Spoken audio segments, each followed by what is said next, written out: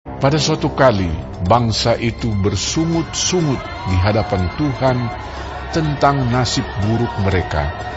Dan ketika Tuhan mendengarnya, bangkitlah murkanya.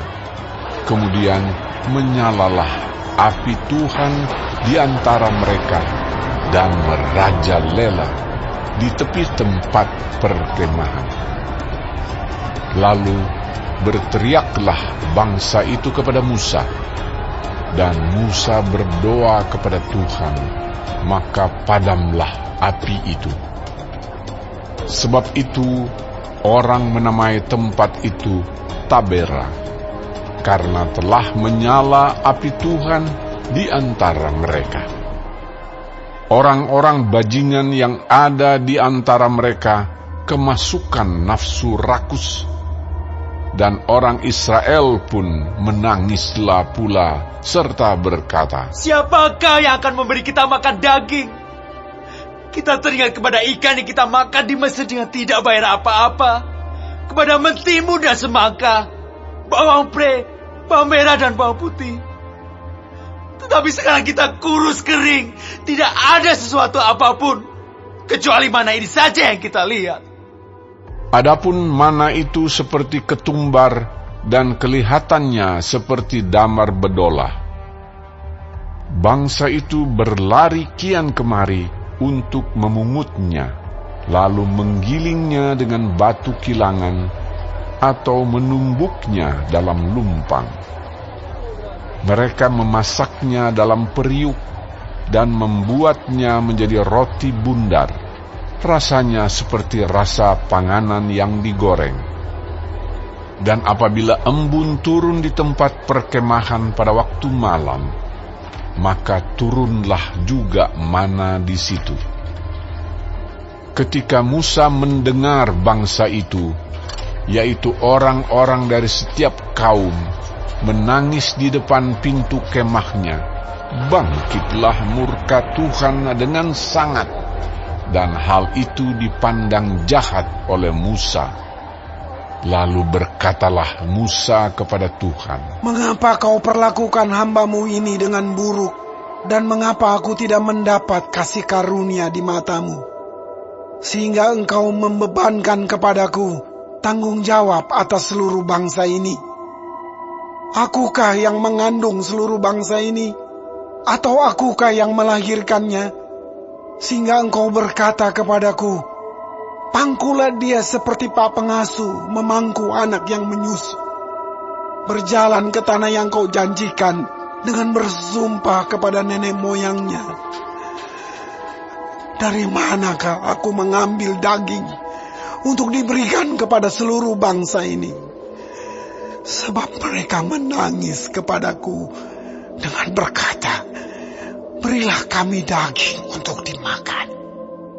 Aku seorang diri tidak dapat memikul tanggung jawab atas seluruh bangsa ini, sebab terlalu berat bagiku. Jika engkau berlaku demikian kepadaku, sebaiknya engkau membunuh aku saja. Jika aku mendapat kasih karunia di matamu, supaya aku tidak harus melihat celakaku. Lalu berfirmanlah Tuhan kepada Musa, kumpulkanlah di hadapanku dari antara para tua-tua Israel 70 orang, yang kau ketahui menjadi tua-tua bangsa dan pengatur pasukannya. Kemudian bawalah mereka ke kemah pertemuan, supaya mereka berdiri di sana bersama-sama dengan engkau. Maka aku akan turun dan berbicara dengan engkau di sana. Lalu sebagian dari roh yang hinggap padamu itu akan kuambil dan kutaruh atas mereka. Maka mereka bersama-sama dengan engkau akan memikul tanggung jawab atas bangsa itu. Jadi tidak usah lagi engkau seorang diri memikulnya. Tetapi kepada bangsa itu haruslah kau katakan, kuduskanlah dirimu untuk besok, maka kamu akan makan daging. Sebab kamu telah menangis di hadapan Tuhan dengan berkata, siapakah yang akan memberi kami makan daging? Begitu baik keadaan kita di Mesir, bukan? Tuhan akan memberi kamu daging untuk dimakan.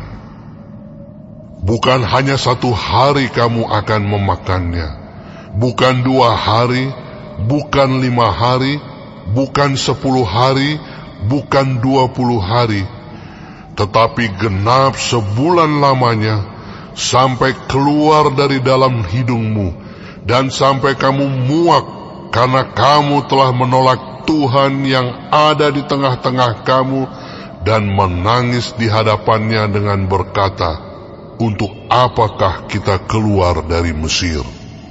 Tetapi kata Musa, bangsa yang ada bersama aku ini berjumlah 600.000 orang berjalan kaki. Namun kau berfirman, daging akan kuberikan kepada mereka, dan genap sebulan lamanya mereka akan memakannya. Dapatkah sekian banyak kambing domba dan lembu sapi disembelih bagi mereka, sehingga mereka mendapat cukup? Atau dapatkah ditangkap segala ikan di laut bagi mereka, sehingga mereka mendapat cukup? tetapi Tuhan menjawab Musa, masakan kuasa Tuhan akan kurang untuk melakukan itu? Sekarang engkau akan melihat apakah firman-Ku terjadi kepadamu atau tidak. Setelah Musa datang keluar, disampaikannya firman Tuhan itu kepada bangsa itu. Ia mengumpulkan 70 orang dari para tua-tua bangsa itu dan menyuruh mereka berdiri di sekeliling kemah. Lalu turunlah Tuhan dalam awan dan berbicara kepada Musa. Kemudian diambilnya sebagian dari roh yang hinggap padanya dan ditaruhnya atas ke-70 tua-tua itu. Ketika roh itu hinggap pada mereka, kepenuhanlah mereka seperti nabi, tetapi sesudah itu tidak lagi. Masih ada 2 orang tinggal di tempat perkemahan, yang seorang bernama Eldad, yang lain bernama Medad. Ketika roh itu hinggap pada mereka, mereka itu termasuk orang-orang yang dicatat, tetapi tidak turut pergi ke kemah. Maka kepenuhanlah mereka seperti nabi di tempat perkemahan. Lalu berlarilah seorang muda memberitahukan kepada Musa, Eldad dan Medad kepenuhan seperti nabi di tempat perkemahan. Maka menjawablah Yosua bin Nun yang sejak mudanya menjadi abdi Musa, Tuanku Musa, cegahlah mereka. Tetapi Musa berkata kepadanya, apakah engkau begitu giat mendukung diriku?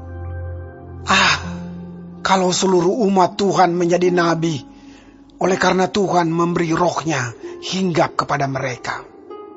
Kemudian kembalilah Musa ke tempat perkemahan, dia dan para tua-tua Israel. Lalu bertiuplah angin yang dari Tuhan asalnya. Dibawanyalah burung-burung puyuh dari sebelah laut, dan dihamburkannya ke atas tempat perkemahan dan di sekelilingnya, kira-kira sehari perjalanan jauhnya ke segala penjuru, dan kira-kira 2 hasta tingginya dari atas muka bumi. Lalu sepanjang hari dan sepanjang malam itu dan sepanjang hari esoknya, bangkitlah bangsa itu mengumpulkan burung-burung puyuh itu. Setiap orang sedikit-dikitnya mengumpulkan 10 homer. Kemudian mereka menyebarkannya lebar-lebar sekeliling tempat perkemahan. Selagi daging itu ada di mulut mereka, sebelum dikunyah, maka bangkitlah murka Tuhan terhadap bangsa itu, dan Tuhan memukul bangsa itu dengan suatu tulah yang sangat besar.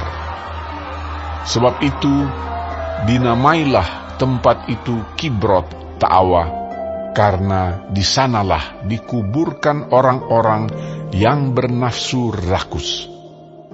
Dari Kibrot Ta'awa berangkatlah bangsa itu ke Hazerot, dan mereka tinggal di situ.